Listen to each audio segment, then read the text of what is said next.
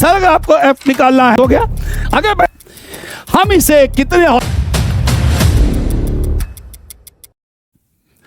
Hello बच्चों, मैं GK Srivastava, आपका physics teacher, Horizon Academy, Yamuna Vihar, Delhi east. आज लॉज ऑफ मोशन का तीसरा पार्ट लेके आया हूं मैं। पिछला पार्ट जो मैंने खत्म किया था वो टॉर्क पढ़ाया था मैंने, उसमें मैंने आपको 2 न्यूमेरिकल्स कराए थे। आज भी कुछ न्यूमेरिकल्स टॉर्क पे कराऊंगा एंड कुछ आगे के टॉपिक को डिस्कस करूंगा।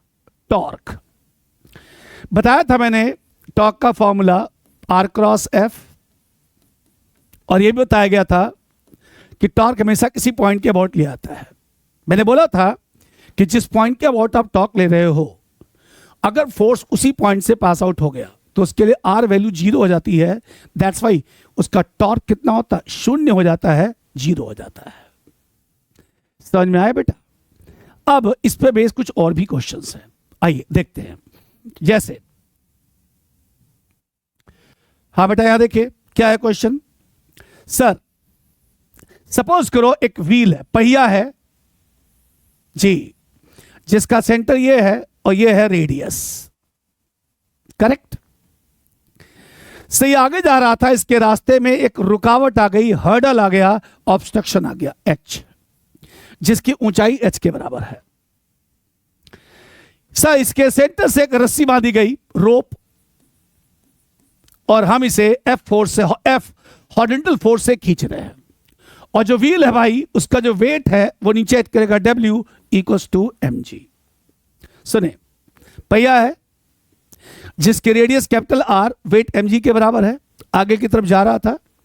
अचानक इसके रास्ते में एक हर्डल, एक रुकावट आ गई, एक ईंट आ गई जिसकी हाइट h के बराबर है। अब इसके सेंटर से एक रस्सी बांधी गई, उसे हॉरिजॉन्टल फोर्स F से खींच रहे हैं। हम इस रोप के अलोंग कम से कम कितना फोर्स अप्लाई करें ताकि ये जो पहिया है ना, ये इस रुकावट पे, ईंट पर चढ़ जाए या चढ़ने ही वाला है, क्रॉस कर जाए या क्रॉस करने ही वाला है। क्वेश्चन है, ठीक है सर। तो क्या क्या गिवन है?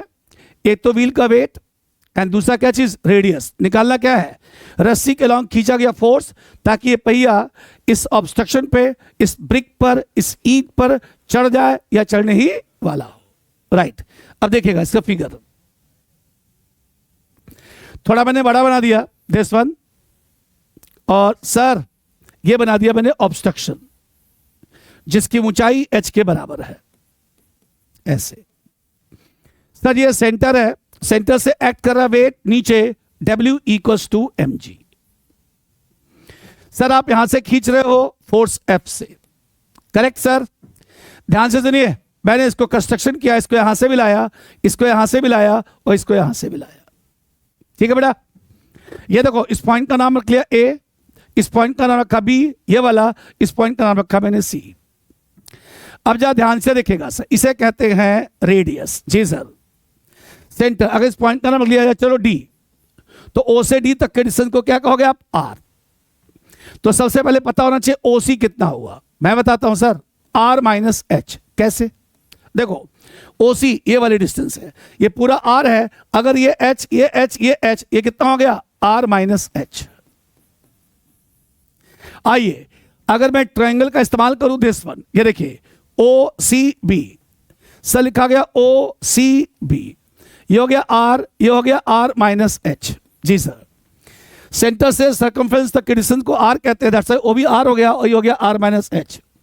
तो अगर आपको C भी निकालना हुआ तो पाइथागोरस थ्योरम के अकॉर्डिंग में R स्क्वायर और फिर लिखा गया R माइनस H का होल स्क्वायर, जी। इसके स्क्वायर में इसके स्क्वायर को क्या करोगे आप, माइनस करा लोगे। तो जो C भी निकलेगा बेटा, वो निकलेगा 2RH minus H square. Sir ये आपका निकलेगा सर कितना, बोलो CB। लो जी, मैंने ये वाला पॉइंट निकाल लिया। अब सवाल ये उठा, करना क्या है। अब जरा ध्यान से देखिएगा सर जी, ये पॉइंट ऑफ बी देख रहे हो, यस सर। ये जो पॉइंट ऑफ बी देख रहे हैं बच्चे, उसको ध्यान से देखिए। इस बी पॉइंट के अबाउट देखिए, रफ मैंने बाहर निकाला ऐसे, देखो ये फोर्स F है जी, ये पॉइंट A है, ये पॉइंट आपका B है। सर ये पॉइंट आपका C है और यहां से एक्ट कर रहा है W, जी।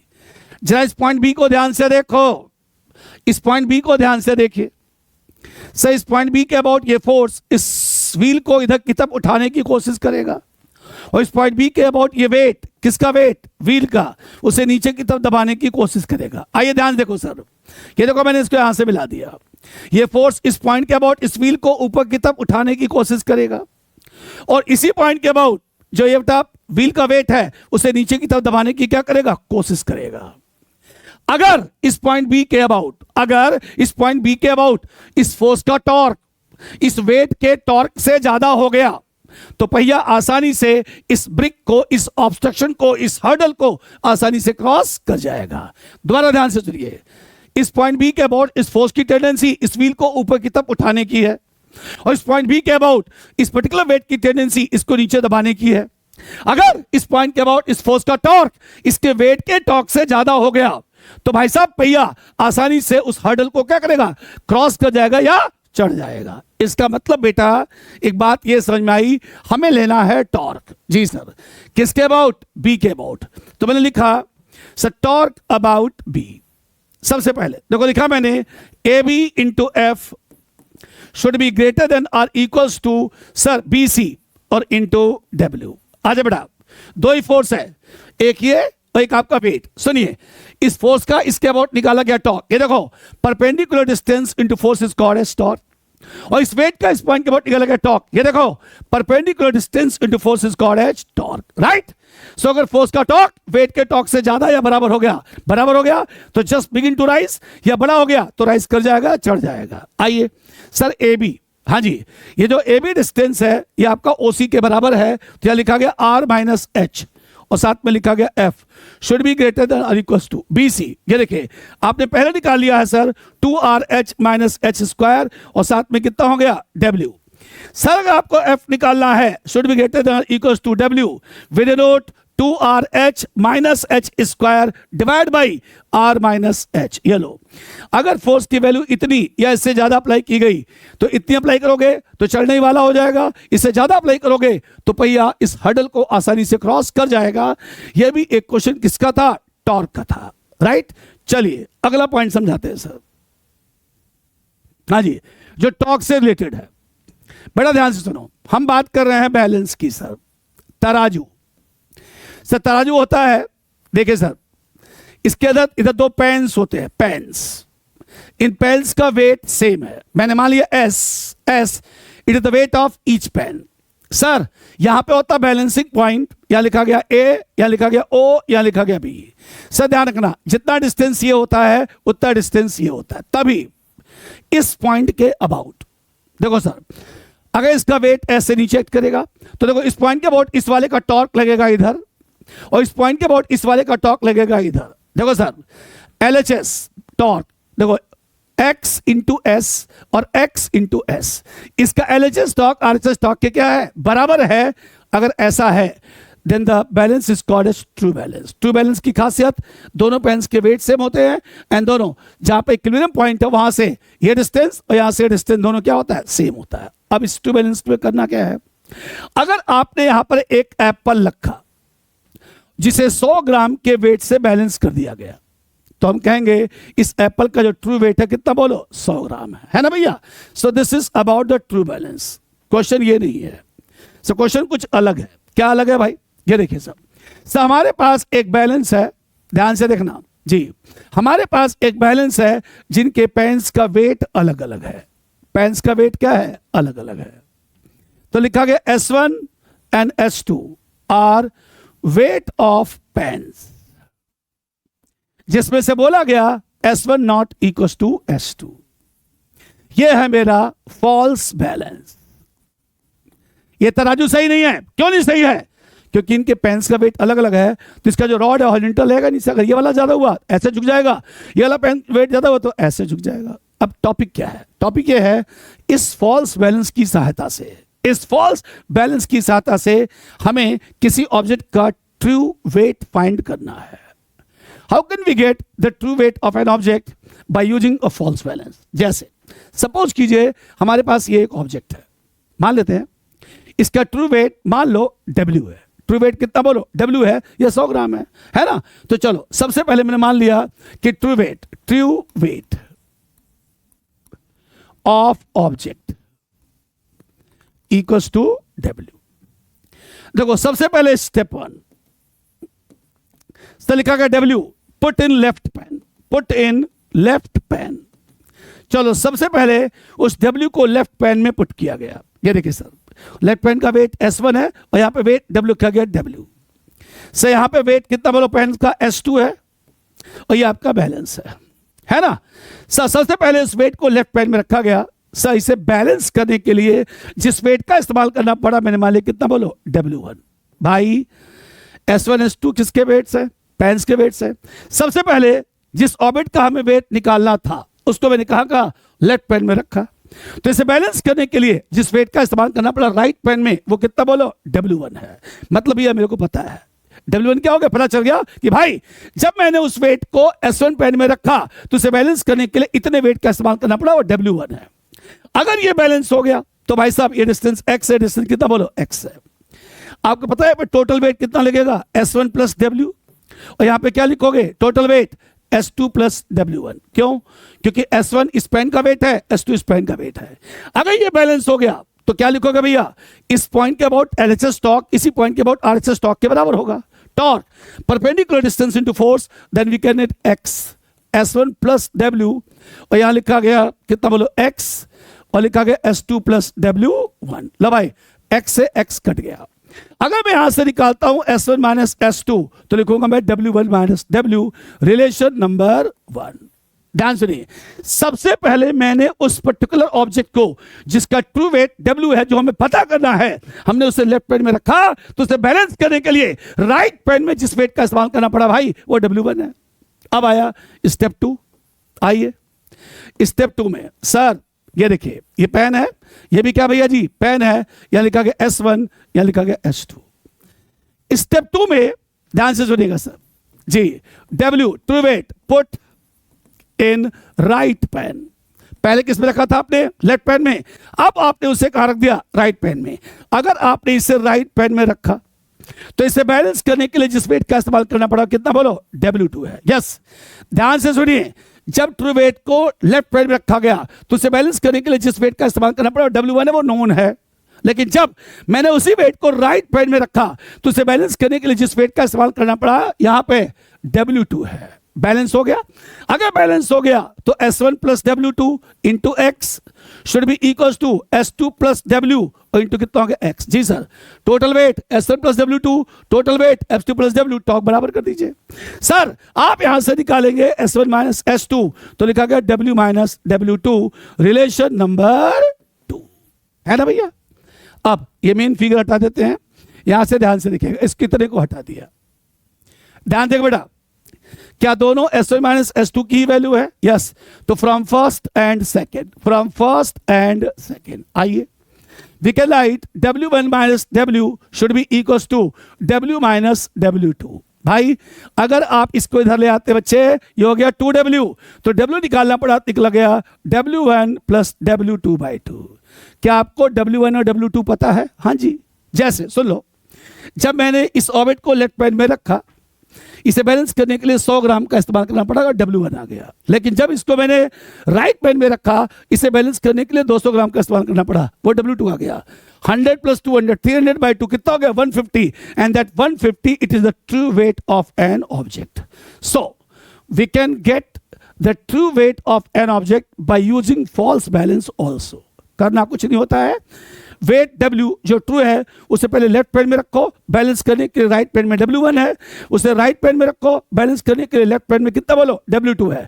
जिन जिन वेट्स की सहायता से आपने उसे बैलेंस किया W1 W2 को, उनका मीन निकालो। मीन निकला बेटा ना, W1 प्लस W बाई 2 है ना, मीन निकाल लीजिए, वही उस ऑर्बिट का ट्रू वेट कहलाएगा। Is it clear? So this is about torque. Simple सा फंडा था, perpendicular distance into force is called torque, बीच में क्रॉस प्रोडक्ट होता है। टॉर्क हमेशा किसी पॉइंट के अबाउट लिया जाता है, always taken about a point, right. अगर फोर्स उसी पॉइंट के अबाउट पास हो गया जिस पॉइंट के अबाउट आप टॉर्क ले रहे हो, तो भाई साहब उसका टॉर्क कितना हो जाता है? 0 हो जाता है। क्लियर? चलिए अब आगे बढ़ते हैं सर।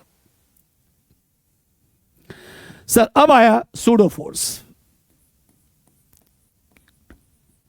सूडो फोर्स क्या होता है sir?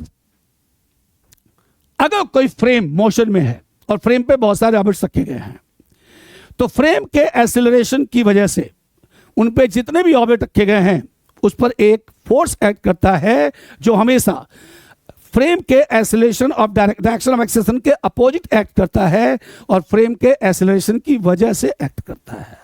That force is called as pseudo force. जैसे यहां समझाते हैं।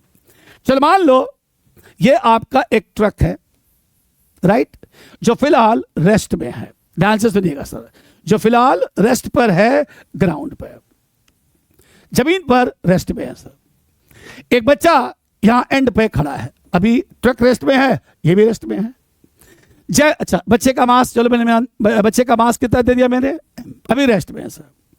जैसे ही ट्रक इधर a मीटर पर सेकंड स्क्वायर के एक्सेलरेशन से आगे की तरफ जाता है टुवर्ड्स राइट, बच्चा धड़ाम से पीछे गिर जाता है, पीछे की तरफ गिरेगा। Yes, the direction of motion of truck towards right and बच्चा किधर मूव करेगा, टुवर्ड्स लेफ्ट, नीचे गिर जाता। क्यों गिर जाता भाई?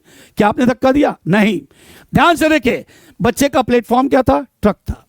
ट्रक रेस्ट, बच्चा भी क्या था? रेस्ट। लेकिन जैसे ही ट्रक मोशन में आया, राइट, तो उसके खुद के ट्रक के एक्सीलरेशन की वजह से इस बच्चे पर ट्रक के एक्सीलरेशन के अपोजिट जो फोर्स एक्ट किया उसका नाम लिखा गया m into A, that is called pseudo force. तो सूडो फोर्स निकालते समय जिस ऑर्बिट पे आप सूडो निकाल लो, मास तो उसी का होगा, लेकिन एक्सीलरेशन किसका होगा? फ्रेम होगा। और फ्रेम पर आप बैठे होंगे, मतलब जिस पर सूडो निकालना चाहते हो वो फ्रेम का हिस्सा होना चाहिए, राइट। आगे समझो, नेक्स्ट। सपोज कीजिए ये लिफ्ट है, लिफ्ट प्रॉब्लम पढ़ा जाएगा, राइट। लिफ्ट के अंदर एक वेइंग मशीन है, weighing machine, electronic weighing machine. चलो जी, ये इलेक्ट्रॉनिक वेइंग मशीन है, डिस्प्ले करेगा। एक बच्चा यहां पे खड़ा है, लिफ्ट अभी रेस्ट में है सर, तो बच्चे का weight W that's equals to mg, मान लो 600 न्यूटन, तो 60 kg वेट को शो करेगा, राइट। अब ये पूरा फ्रेम है। अगर यह लिफ्ट ऊपर की तरफ मूव करना चालू करे विद एक्सेलरेशन a मीटर पर सेकंड स्क्वायर, देखिए अब ये पूरा का पूरा फ्रेम कहां मूव कर रहा है? ऊपर। तो फ्रेम के एक्सेलरेशन की वजह से फ्रेम के अंदर ही आ गया ऑब्जेक्ट, कौन सा है? बच्चा। उस पर भी एक सूडो फोर्स एक्ट करेगा जो फ्रेम के एक्सेलरेशन के कैसा एक्ट करेगा? अपोजिट। लो भाई, अगर फ्रेम अब जा रहा है तो इस बच्चे पे फोर्स कहां लगेगा? नीचे। कितना बोलो? m इंटू ए, जिसमें बच्चे का मास होगा क्योंकि फोर्स इस पर लगा रहे हो, लेकिन एक्सेलरेशन किसका होगा? फ्रेम का होगा। That force is called as pseudo force. अब ध्यान से देखो, mg प्लस ma दोनों सेम डायरेक्शन में ऐड हो जाएगा। अब जो वेइंग मशीन की रीडिंग होगी वो रियल से क्या होगी? ज्यादा होगी। तो कुल मिला के बात ये भैया, सूडो फोर्स एक इमेजिनरी फोर्स होता है जो फ्रेम के एक्सेलरेशन की वजह से डेवलप होता है। उस जो फ्रेम मोशन में है, उस पर्टिकुलर फ्रेम पे जितने भी ऑब्जेक्ट्स हैं जिनका मास है, उन पर, ठीक है, उनके रिस्पेक्टिव मास के रिस्पेक्ट में फोर्स एक्ट करेगा और उस फोर्स में जो एक्सेलरेशन होगा वो फ्रेम का होगा। और वो फोर्स हमेशा direction of acceleration of frame के क्या होगा? अपोजिट होगा। That particular force is called as pseudo force. आइए अब यहां पे आपको सूडो से रिलेटेड कुछ क्वेश्चंस करवा देते हैं। हाँ जी, ध्यान देखिएगा सर। हमारे पास इस तरह से कार्ट है, गाड़ी है, छोटा सा, ये लो भाई, इसका मास m है, बल्कि मैं यहां बना देता हूं सर, ये देखिए। हमारे पास इस तरह से कार्ट है जिसका मास m है, गाड़ी है, हम यहां पे कोई फ्रिक्शन काउंट नहीं कर रहे हैं, एंड दिस इज जमीन। चलो मान लिया इसका मास कितना भाई? m है। अब आगे सर, इसके ऊपर भी दो छोटे छोटे कार्ट हैं रखे गए इस तरह से, एक ये है और एक यहां पर है सर, ये देखिए सर, राइट सर। और यहां पे लगा हुआ है पुली इस तरह से। अब एक धागा लिया गया और धागे की सहायता से इन दोनों कार्ट को आपस से बांध दिया गया, ठीक है भैया। अब सुनेगा सर, ये जो कार्ट है इसका वेट लगेगा नीचे m1g, और ये जो कार्ट है इसका वेट लगेगा m2g। तो लिखा गया A B C एक थ्रेड है। सब फिलहाल ये सिस्टम रेस्ट में है, मतलब ये जो कार्ट है वो रेस्ट में है। तो देखेंगे अगर रेस्ट में है तो m1g कहां जाएगा? नीचे, और ये वाला कहां जाएगा? Towards right. मतलब जब कैपिटल M रेस्ट में है, बड़ा वाला कार्ट रेस्ट में है, तो देखा गया m1g नीचे जा रहा है और ये वाला ब्लॉक नीचे आ रहा है, ये वाला ब्लॉक टुवर्ड्स कहां जा रहा है? राइट जा रहा है। क्वेश्चन क्या है? हम इसे कितने हॉरिजॉन्टल फोर्स से धक्का दें, या हम इसे कितना हॉरिजॉन्टल एक्सेलरेशन प्रोवाइड करें? किसको? सिस्टम को। हम इस पूरे सिस्टम को कितना हॉरिजॉन्टल फोर्स अप्लाई करें, या हम इस सिस्टम को कितना हॉरिजॉन्टल एक्सेलरेशन प्रोवाइड करें ताकि पूरा सिस्टम तो मूव करे, लेकिन इस बड़े वाले कार्ड पर जो ये दोनों छोटे कार्ड हैं वो रेस्ट में आ जाएं, मोशन में ना रहे। पहले कंडीशन क्या था कि जब ये रेस्ट में था तो ये भी मोशन में, ये भी मोशन, ये डाउनवर्ड, ये टुवर्ड्स राइट मोशन में था। करना क्वेश्चन क्या है, क्वेश्चन ये है हम इस एंटायर सिस्टम पे कितना हॉरिजॉन्टल फोर्स अप्लाई करें या एंटायर सिस्टम को कितना हॉरिजॉन्टल एक्सेलरेशन प्रोवाइड करें ताकि सिस्टम तो मूव करे, लेकिन अब M1 और M2 बड़े वाले कार्ड पर रेस्ट में आ जाए। ये क्वेश्चन है। चलिए तो जरा ध्यान से देखिएगा। अभी हम फिलहाल इसको हटाते हैं और बात को समझो। सपोज कीजिए सिस्टम को एक्सेलरेशन कितना मिला A, और किसकी वजह से लगा, जब हमने इस पर हॉरिजॉन्टल फोर्स लगाया F। सबसे पहले हमने लिखा F should be equals to M plus M1 plus M2 और साथ में A। ये देख बेटा, force equals to net mass into acceleration. Net mass में बड़ा वाला मास भी होगा, तो capital M, M1 and M2 साथ में कितना हो गया A। अब आगे आइएगा सर, ध्यान देखिएगा सर। हाँ जी सर, देखिए वेट नीचे, टेंशन ऊपर और इधर टेंशन उधर। देखिए वेट के अपोजिट टेंशन, चूंकि डायरेक्शनल मोशन राइट है, टेंशन भी आपका इधर लगे। और ध्यान रखिए चूंकि ओवरऑल थ्रेड एक है, धागा एक है, इसलिए टेंशन की वैल्यू क्या होगी, सेम होगी। आगे सर, अब आगे ध्यान से सुनो, आगे क्या है भाई, है भाई बिल्कुल ध्यान से देखिएगा सर। अगर यह सिस्टम इधर की तरफ जा रहा है, किधर, टुवर्ड्स राइट, तो इस वाले ब्लॉक पे फोर्स अंदर लगेगा, लिखा गया M1 into A pseudo force. ध्यान रखो सिस्टम जा रहा है टुवर्ड्स राइट, तो इस वाले ब्लॉक पे सूडो फोर्स कहां लगेगा, टुवर्ड्स लेफ्ट, जिससे मास इसका होगा, एक्सेलरेशन इसका होगा। और इस वाले ब्लॉक पे भी एक फोर्स लगेगा पीछे, जिससे मास इसका होगा और एक्सेलरेशन किसका होगा, फ्रेम से। इसी को क्या कहोगे, सूडो फोर्स जी। सिस्टम गया टुवर्ड्स राइट, सूडो फोर्स लगा left, M1 into A, pseudo force लगा M2 इंटू A, मास इसका, एक्सेलरेशन ये हो गया।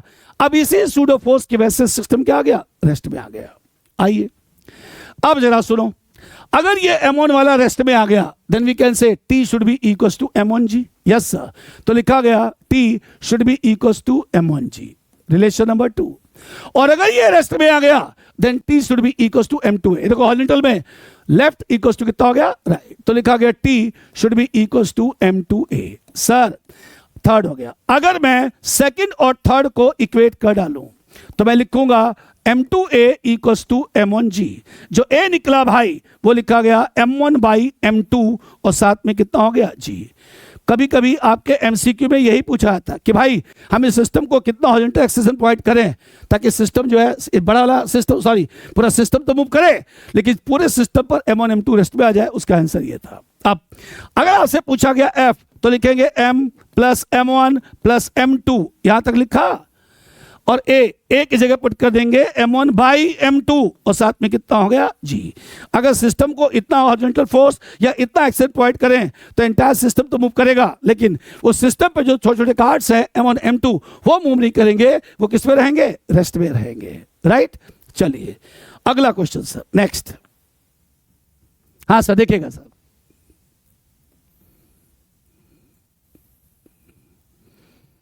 ये सर ये एंगल थीटा है, यहां पे ब्लॉक रखा गया ऐसे,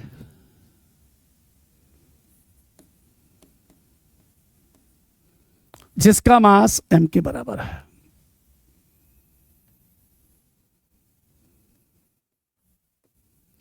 और इसका मास कैपिटल M है। सर लिख दिया गया A B C, A B C। तो क्वेश्चन है सर, हम इस सिस्टम को कितना हॉरिजॉन्टल एक्सेलरेशन प्रोवाइड करें ताकि सिस्टम तो मूव करे, लेकिन इस इंक्लाइन प्लेन पे या इस ट्रायंगुलर वेज पे रखा गया ये ब्लॉक रेस्ट में आ जाए, क्वेश्चन सुनिए, हम इस एंटायर सिस्टम को कितना हॉरिजॉन्टल एक्सेलरेशन प्रोवाइड करें ताकि एंटायर सिस्टम तो मूव करे, entire system will move, but on AB block M can not slide down. जो इंक्लाइन प्लेन पे जो ब्लॉक M है वो नीचे की तरफ स्लाइड ना करे। आइए अब जरा मैं इसको ठीक से समझाता हूं सर। ये देखिए सर, ये देखिए, इसको यहां से ऐसे किया, मिलाया और एंगल बना लिया थीटा। आइए सर, सबसे पहले हमने इस ऑर्बिट को यहां पर रखा और देखा मैंने इसका वेट कहां लगा, नीचे से इसको ड्रॉ किया गया, ये एंगल थीटा, ये एंगल थीटा, तो कंपोनेंट हो गया mg cos थीटा, यहां लगा आपका mg sin थीटा। देखो ध्यान से, ठीक से लिखते हैं सर इसको, ये यहां पे लिखा गया mg sin थीटा। अब जा ध्यान से सुनना, ये आपका a था, ये आपका b था, ये आपका c, और बात को समझो। सर एक्चुअल में क्या चाहते हो, देखो ये ब्लॉक है ना, ये नीचे की तरफ जाएगा, ले आने वाला फोर्स कितना होगा, mg sin थीटा, है ना, और आप चाहते हो कि ये मोशन में ना आए, इसका मतलब आपको इसके अपोजिट एक फोर्स चाहिए, आपको इसके अपोजिट एक फोर्स चाहिए, तब ऐसा होगा, तब ऐसा होगा, राइट। तो ध्यान से सुनिए, अगर मैं इस सिस्टम को फोर्स F से धक्का दूं, पुश करूं, ताकि एंटायर सिस्टम ए एक्सेशन से क्या करे, मूव करे, तो जब हम इसे F4 से धक्का देंगे, एंटायर सिस्टम ए एक्सेशन से क्या करेगा, मूव करेगा, तो होगा क्या, बता देते हैं सर। देखिए अगर एक्सेशन इधर है फ्रेम का, तो इसकी वजह से एक सूडो फोर्स यहां पे लगेगा, ऐसे सर लिखा गया m × a, बोला था ना, इसके अपोजिट होगा और पैरेलल होगा। देखो इसके जस्ट अपोजिट आपका सिस्टम इधर गया, सूडो फोर्स कहां लगा, अपोजिट, और इसी के पैरेलल लगना चाहिए, लगा सूडो फोर्स। देख बेटा, अगर ये थीटा है, ये एंगल भी थीटा होगा, तो इसके कंपोनेंट होंगे ma cos थीटा, और यहां पे क्या लिखोगे, ma sin थीटा। ध्यान से देखो, क्या जो ma cos थीटा है वो mg sin थीटा के अपोजिट है, हाँ जी, इसका मतलब जब ma cos theta sir mg sin theta के बराबर हो जाएगा, तो फिर सिस्टम क्या हो जाएगा, ये वाला ब्लॉक रेस्ट में आ जाएगा। इस दशा में जब आप लिखेगा a, तो लिखा जाएगा g sin theta divide by कितना हो गया, cos थीटा, तो a लिखा गया g tan थीटा। जी अगर मैं इस सिस्टम को इतना हॉरिजॉन्टल एक्सेशन प्रोवाइड करूंगा, तो एंटायर सिस्टम विल मूव, पूरा सिस्टम तो मूव करेगा, लेकिन ये वाला ब्लॉक इस इंक्लाइन प्लेन पे रेस्ट में आ जाएगा। और अगर मैं पूछूं नेट फोर्स कितना होगा भाई, तो आप लिखोगे m + m × a। क्यों भाई, क्योंकि horizontal force equals to net mass into acceleration. ये लो सर, हमने लिख दिया यहां पे m + m और साथ में a की जगह क्या लिखा गया, g tan थीटा, समझे बेटा।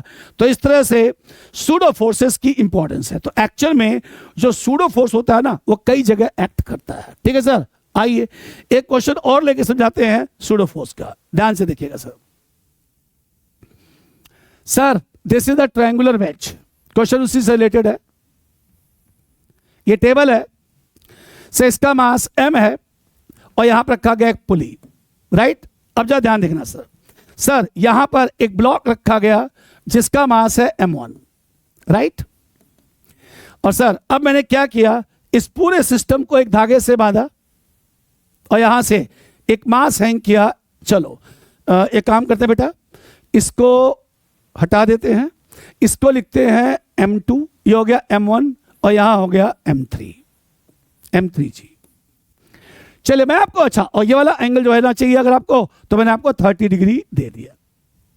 सर लिख दिया मैंने a, यहां लिख दिया मैंने b, यहां लिखा c। ध्यान रखे कहीं कोई टेंशन नहीं लेना। चलिए सर, सबसे पहले लिखा गया m1, ये लो बेटा, लिख दिया मैंने 4 kg। सर m2, सर लिख दिया मैंने 6 kg। और अगर m3 की बात करेंगे तो लिख दिया मैंने 20 kg। थीटा आपको पता है सर, आपको चाहिए कितना, बोलो, एक मिनट, हाँ जी सुनिए सर। जी आप लेंगे 10 मीटर पर सेकेंड स्क्वायर। सर आपको m3 चाहिए सर, क्यों भाई, क्वेश्चन क्या है, हम m3 का कितना अमाउंट लें, हम m3 का कितना अमाउंट लें, then entire system will move with same acceleration, but m1 on inclined plane remains at rest. जी हम m3 का कितना अमाउंट लें, हम m3 का कितना अमाउंट लें ताकि पूरा सिस्टम तो मूव करे, लेकिन इस इंक्लाइन प्लेन पे रखा गया ब्लॉक जिसका मास m1 है वो रेस्ट में रहे, वो नीचे की तरफ स्लाइड ना करे। ये मेरा क्वेश्चन है। तो सबसे पहले ध्यान से देखिए सर, वेट नीचे, सर वेट नीचे, टेंशन ऊपर, और यहां लिखा गया टेंशन दिस, से जाएगा नीचे विद एक्सेलरेशन a, और entire system will move with acceleration this. देख बेटा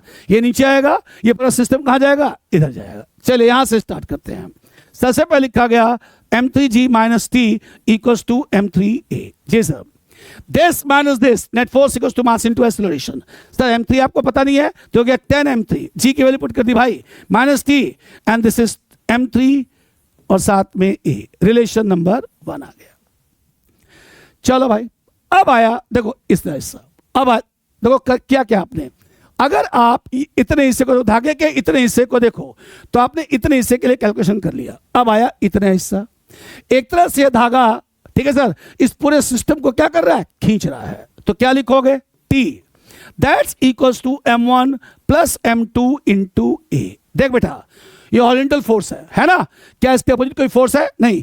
the force equals to entire mass into कितना हो गया, एक्सीलरेशन। आइए हम यहां पे क्या करते हैं, m1 की जगह पुट करते हैं 4 जी, यहां लिखते हैं 6 और हमको a नहीं पता है, क्या लिखा गया 10a, रिलेशन नंबर 2 हो गया। सर आपने यहां बात कर लिया, आपने यहां बात कर लिया, अब मेन कहानी आई इंक्लाइन प्लेन पे। आइए sir, so this is about incline plane at an angle 30 degree. आइए सर, यहां देखिए सर, आपने जो यहां पे ब्लॉक रखा है इसका वेट लगेगा नीचे m1g। ये लो, अगर ये एंगल 30 है, ये भी 30 होगा, सो कंपोनेंट सर लिखा गया m1g cos 30, और यहां लिखा गया m1g sin 30, राइट। अब ध्यान से सुनिए, आपने कहा ये रेस्ट में आना चाहिए, रेस्ट में कब आएगा, जब आपको इसके अपोजिट कोई कंपोनेंट मिलेगा। बिल्कुल मिलेगा सर, ध्यान देखो सर, ये सिस्टम किधर जा रहा है, किधर जा रहा है, राइट या लेफ्ट, राइट। तो इस एक्सीडेंट की बेसिस पे क्या लगेगा, सूडो फोर्स लगेगा। आइए लगा देते हैं सूडो फोर्स। देखो यहां पर से लिख दिया गया m1 into a, this is called as pseudo force. जी सर, देखिए entire system move towards right, इस एक्सीडेंट की वजह से m1 पे क्या लगेगा, सूडो फोर्स टुवर्ड्स लेफ्ट। हाँ जी, यह एंगल 30, यह एंगल भी कितना होगा 30, सो कंपोनेंट हो गया सर m1 cos 30, और यहां क्या लिखा गया m1a sin 30। Low, m1a cos 30, this is cos 30, m1a cos 30 और m1a sin 30। ध्यान से देखो, क्या आपको इसके अपोजिट कंपोनेंट मिल गया, बिल्कुल मिल गया। देखो ध्यान से, डाउनवर्ड कैसा बोलो, अपवर्ड। हाँ जी, अगर ये दोनों बराबर हो गए तो रेस्ट में आ जाएगा, और हमारे क्वेश्चन की डिमांड है उसे रेस्ट में आना ही पड़ेगा। तो लिखा गया sir this is m1g sin 30, m1g sin 30 equals to m1a cos 30। लो भाई, m1 से m1 उड़ गया, तो जो a निकला बेटा वो निकला g tan 30, g tan 30, g हो गया 10 और 10 30 होता 1/√3। चलो जी, मैंने a निकाल लिया, a निकाल लिया, तो फ्रॉम सेकेंड t निकल सकता है सर। देखो t कितना था बोलो, 10a, 10a, a की जगह लिखा गया 10/√3। लो भाई, तो निकल गया 100/√3, 100/√3 ये निकल गया। चलो 100/√3 साफ साफ लिख देते हैं। ये देखिए सर, लिखा गया 100/√3। लो भाई, t निकल गया और a निकल गया। अब आइए फ्रॉम फर्स्ट, फ्रॉम फर्स्ट क्या, फ्रॉम फर्स्ट दिस वन। ध्यान से देखिए, अगर मैं t और a की वैल्यू पुट कर दूं बच्चे, यहां से क्या निकल जाएगा, m3 निकल जाएगा। तो आइए इतने हिस्से को मिटाते हैं और क्वेश्चन को करते हैं सॉल्व। आइए सर, ये देखिए लिखते हैं फ्रॉम फर्स्ट जी, सर लिखा गया 10m3 माइनस t, t की जगह कितना भैया 100/√3 equals to m3 into a कितना भैया 10/√3 जी। सर देखिए लिखा गया 10m3 माइनस 10m3/√3 और इक्वल्स टू 100/√3। क्या किया बच्चे, इधर देखो, चाहो तो 10 हटा के कॉमन निकाल सकते हो। देखो अगर यहां से m3 कॉमन निकालोगे तो बचेगा √3 माइनस 1/√3। क्यों भाई, क्योंकि एक्चुअल में 10 से मैंने उड़ा दिया। क्या बचा बोलो, यहां बचा 10/√3। बेटा ध्यान से देखिए, √3 से √3 भी क्या हो गया, कट गया, और कट गया तो ध्यान से देखिए सर, यहां क्या बचा m3 और बचा 10/√3 माइनस 1। अगर मैं इसे रेशनलाइज कर लूं तो लिखेगा √3 + 1 और डिवाइड बाई √3 - 1 एंड √3 + 1। लो भाई, सब ऊपर निकलेगा m3 जी सर 10, यहां निकला √3 + 1, नीचे निकलेगा आपका 2। कैसे, a - b a + b, a² - b²। आ गया सर, तो पूरा सॉल्व करके निकला 5 एंड लिखा √3 + 1 और बाहर क्या लिखा गया kg। यस, अगर मैं m3 का अमाउंट इतना ले लूंगा सर तो एंटायर सिस्टम तो मूव करेगा, लेकिन उस इंक्लाइन पे रखा गया m3 नीचे की तरफ स्लाइड नहीं करेगा। यह था सूडो फोर्स और ये क्या था, टॉर्क। तो आज के इस शॉर्ट वीडियो के अंदर मैंने आपको टॉर्क एंड सूडो फोर्सेस के कंसेप्ट्स को क्या किया, क्लियर किया। अब लॉज ऑफ मोशन सीरीज के अगले पार्ट में मैं आपको पढ़ाऊंगा अबाउट द पुली प्रॉब्लम्स, जिसके बदले बहुत सारी पुली के प्रॉब्लम्स को मैं डिस्कस करूंगा, राइट। तब तक के लिए इन सारी सही बातों को रिवीजन कीजिए, पढ़िए, मेरे इस चैनल को सब्सक्राइब करें, लाइक करें और इसे सेंड भी करें अपने दोस्तों को, है ना बेटा, और ज़्यादा से ज़्यादा बच्चों को भेजें ताकि ज़्यादा बच्चे इसका लाभ उठा सकें। समय समय पर इस वीडियोस को देखते रहें और मेरे साथ बने रहें। मैं जीके श्रीवास्तव, आपका फिजिक्स टीचर, फिर से आपकी सेवा में हाजिर हूँगा। तब तक के लिए स्वस्थ रहें, मस्त रहें। Do S with your cash. Thank you.